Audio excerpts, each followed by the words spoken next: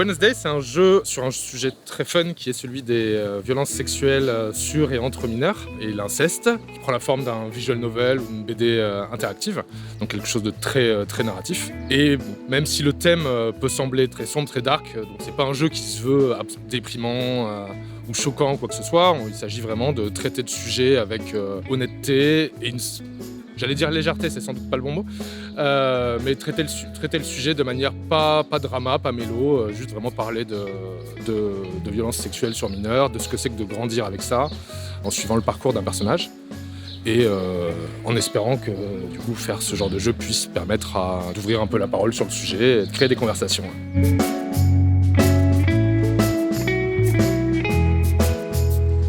On est une toute petite équipe. Moi, je suis celui qui a porté le projet, c'est un peu mon bébé. Donc, je suis l'auteur des textes, je suis le game designer du projet.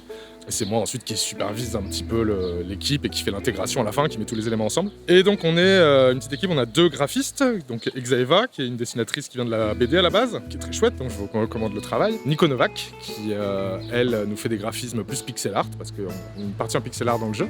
Christophe Galati à la programmation, qui avait fait Save Mr. Taco. Virginia Fernson qui est au sound design, qui fait de la musique et qui avait notamment bossé avec Accidental Queen avant. Et donc Florent Morin qui est aussi coproducteur du projet. Donc Florent Morin, c'est la personne qui est derrière la boîte Pixel Hunt, qui avait donc fait Enterrement de mon amour et The Wreck. Donc je m'étais dit que, bon, après avoir traité de deuil et de migration syrienne, peut-être que l'inceste, ça allait l'intéresser. Bingo. Et ensuite, on va normalement avoir une coproduction avec Arte, ce qui devrait aider un peu plus la réalisation du projet.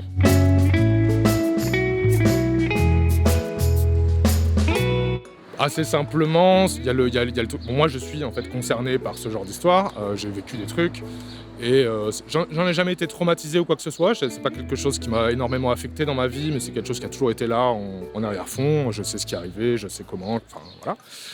C'était en 2020, pendant le confinement, que je me suis retrouvé à faire un petit jeu sur le sujet, un petit truc pas sur Twine, sur Ink, un petit jeu narratif que j'avais d'abord publié anonymement sur internet, puis ensuite je l'ai fait moins anonymement. Et en fait, j'ai eu beaucoup de retours après ce petit jeu, de gens qui venaient me voir et qui me disaient « mais c'est super intéressant l'angle qui était abordé, qui était en fait l'angle de quelqu'un qui n'a pas été traumatisé par le truc et a continué sa vie. Et c'est pas un récit de victime, un récit de dépression. On peut être victime et en parler sans être au 36e dessous. Et donc voilà, pouvoir aborder le sujet sans trop de pathos, assez frontalement, un peu sans trauma. Et j'ai eu beaucoup de retours de gens, de mecs en l'occurrence, à qui le même genre de choses était arrivé et qui, comme moi, avaient surmonté ça à leur manière et avaient continué leur vie et qui étaient touchés par cet angle-là du témoignage. Et je me suis dit, bon, bah peut-être que je vais pousser plus loin le truc. Au bout d'un moment, je n'avais plus de travail, j'avais un contrat qui s'est arrêté, je me suis mis devant un carnet, j'ai commencé à écrire des petits bouts de dialogue. C'était peut-être il y a 2 ans, et en fait ces petits bouts de dialogue que j'ai écrits presque tout d'un coup il y a 2 ans, bah, ils sont presque tels quels dans le jeu maintenant. Ça a été un peu retravaillé, mais c'est vraiment venu du coup du texte, de dialogue, texte, et qui ensuite, après, le projet a grossi autour de ça.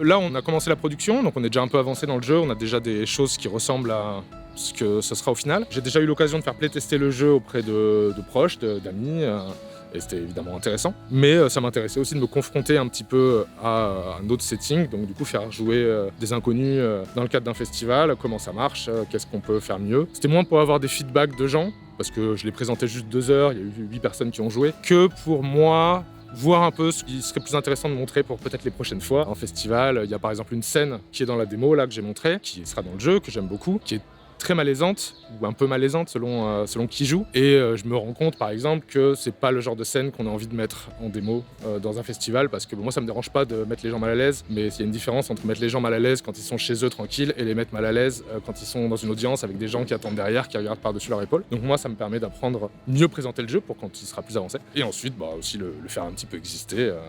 Il y a plein de gens chouettes à Metz, plein de développeurs sympas. C'est bien que le jeu il existe dans le... C'est pas vraiment du public, c'est pas genre les gens qui vont acheter le jeu, peut-être que si, s'ils veulent, j'ai vraiment merci. Mais ça peut du coup aider pour la suite, si j'ai besoin de quelqu'un pour programmer un truc de truc, peut-être que je vais rencontrer quelqu'un qui saura faire ici, qui connaîtra le projet, ou qui connaîtra quelqu'un. Un peu réseauter autour du projet aussi, quoi, simplement.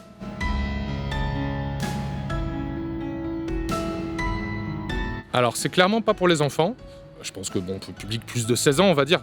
plus parce que je vois pas pourquoi ça intéresserait des gens de moins de 16 ans. C'est vraiment tourné adulte. Ça se veut pas pédagogique, ça se veut pas un serious game sur l'inceste ou quoi que ce soit. Mais c'est donc une forme de témoignage un peu morcelé. Mon envie, c'est vraiment de poser des questions. C'est-à-dire que le jeu, il comporte 17 scènes qui vont pouvoir être jouées un peu dans le désordre. Et à chaque scène, il y a un peu un sujet que je porte derrière qui, j'espère, soulève des questions auxquelles j'ai pas les réponses. Mais voilà, j'ai envie de lancer un peu toutes ces questions, toutes ces lignes dans l'eau et voir s'il y en a du coup qui vont toucher les gens sur certains trucs, poser des questions. Donc la scène que j'évoquais plus tôt, c'est une scène où il y a 2 enfants dans un lit, dans un chalet de 7-8 ans qui vont découvrir un peu la sexualité, qui vont se masturber chacun de leur côté, mais au milieu d'autres jeux d'enfants. Et ça, par exemple, est-ce que c'est grave? Est-ce que c'est gênant? Moi, j'ai pas particulièrement d'avis là-dessus. Évidemment que ça gêne en tant qu'adulte de voir ça, mais les parents qui ont des enfants de cet âge-là, ils savent que ça existe, ça arrive, et qu'on peut pas le cacher non plus. Donc voilà, je posais la question, est-ce que c'est grave? Et puis là, on a le personnage de Timothée qui sort avec une fille qui a 5-6 ans de plus que lui. Est-ce que c'est gênant ou pas? Et puis là, on a le personnage de Timothée avec un cousin beaucoup plus âgé. Est-ce que là, ça commence à être vraiment emmerdant. Mais voilà, poser plein de petites choses, poser des questions sur les symptômes, je sais pas. Quand ce que je disais sur grandir avec l'inceste, les conséquences psychologiques que ça peut avoir, même du coup hors du trauma. Donc des choses comme la phobie d'impulsion. Phobie d'impulsion, c'est quelque chose qui arrive souvent chez les gens qui ont été victimes. C'est de la peur de reproduire ce qu'on leur a fait, et donc de la peur de toucher des enfants, par exemple, donc changer une couche à un bébé, ça va pas parce que dégoûté par le caca, mais juste un truc assez physique qui va empêcher ça. Donc voilà, aborder ça, le désir d'enfant ou non désir d'enfant. Moi, par exemple, je cherche pas à avoir des enfants, j'ai pas l'impression que ça soit lié à ça, mais il y a des statistiques qui disent que il y a une corrélation très forte. Alors est-ce que c'est lié, est-ce que c'est pas lié, je ne sais pas, mais pareil, aborder cette question-là. Donc voilà, poser des questions. Et sinon, pour le public visé, moi j'aimerais bien réussir à toucher des gens qui sont pas forcément des joueurs. Le jeu, il est pensé pour être extrêmement accessible, que n'importe qui peut le prendre en main, même sans jamais avoir joué un jeu vidéo de sa vie, enfin littéralement quoi. Peut-être déjà toucher un ordinateur, mais pas un jeu vidéo. L'autre question, c'est comment toucher ce public-là lors de la distribution, ça c'est un autre problème. Mais oui, voilà, moi en tout cas, j'essaye de penser le jeu pour vraiment le plus grand nombre possible, le plus accessible possible.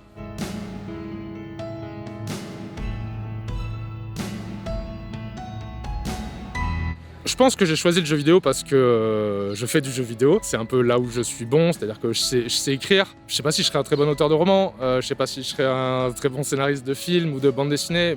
C'est pas simple à répondre. Là, dans le projet tel qu'il est construit, il y a l'idée qui permet aux joueurs de découvrir les choses à son rythme, donc dans un ordre non chronologique. Donc ça, je trouve ça intéressant parce que ça crée un peu, ça oblige le cerveau à travailler un petit peu.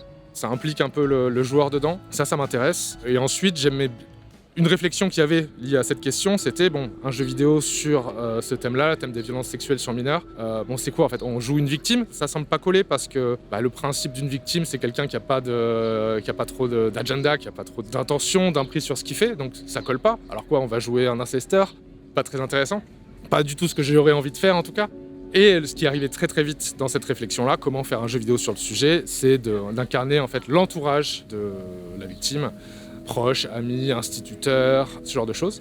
Et donc dans chaque scène, on va incarner un de ces personnages différents, et ce qui va donner un éclairage un peu différent à chaque fois sur le sujet. Et on tourne autour de ce personnage principal, Timothée, sans jamais l'incarner. Et donc le jeu vidéo permettait ça. Après, est-ce que ça aurait pu être une bande dessinée et tout peut-être, mais moi voilà, je pense que si j'ai des talents, c'est de réussir à faire justement de l'écriture interactive, à faire des trucs à embranchement qui fonctionnent. C'est ce que je sais faire et que j'aime bien faire, donc voilà.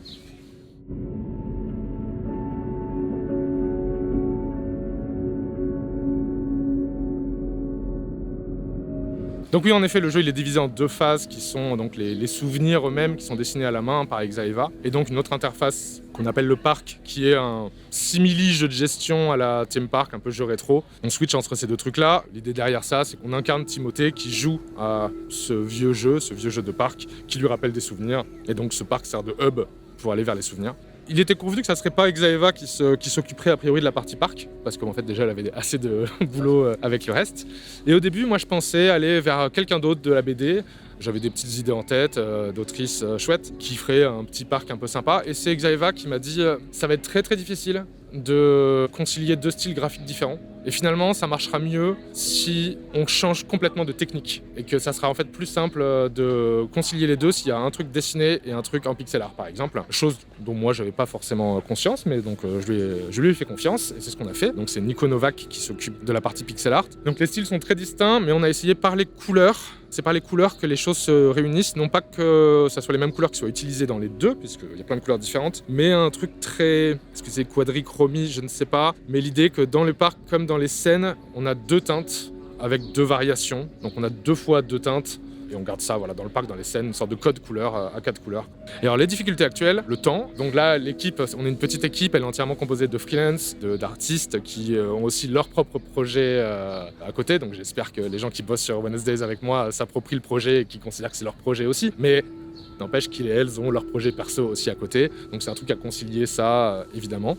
Ce qui est sûr, c'est que côté gameplay, moi, dès le début, j'ai posé une contrainte très très forte qui est je veux que le jeu, ça soit juste on clique sur des bulles de dialogue. Donc ça va dans le sens de l'accessibilité dont je parlais avant. Et donc on a quand même pas mal de travail à faire là-dessus pour que, d'une part, ça soit, je sais pas si juicy c'est le mot, mais que l'interface soit vraiment chouette et vraiment agréable, que ça soit vraiment agréable de juste cliquer sur des bulles et lire des dialogues, parce que bon, c'est pas ce que les gens forcément recherchent de plus fun dans le jeu vidéo. Et ensuite, ouais, on essaye de faire en sorte que chaque vignette ait un gameplay un petit peu différent, mais toujours en gardant cette contrainte de juste cliquer sur des bulles. Donc il faut réussir à imaginer des nouvelles petites idées, des nouveaux petits twists à chaque fois. On est bon sur 80% des scènes, mais il y a encore quelques scènes qui sont encore un peu difficiles, qui sont écrites mais pas bien designées. Et sinon, pour les difficultés, juste là, mine de rien, la partie parc qui était à la base, qui est vraiment, comme je disais, un hub entre les vignettes, finalement on a envie de l'agrémenter, on a envie que ça soit un petit peu fun, que ce soit un peu toy, que les gens puissent rester dans le parc,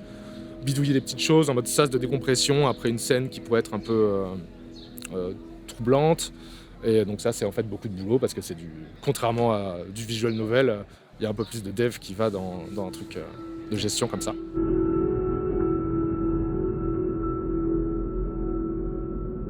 Alors on va sortir sur PC et Mac dans un premier temps a priori. Ensuite on verra, on n'a pas encore de date de sortie annoncée, on aimerait bien peut-être début 2025, mais c'est vraiment très très flou, il faut qu'on voit ça avec le temps qu'on a, avec Arte, il y a encore plein d'inconnus.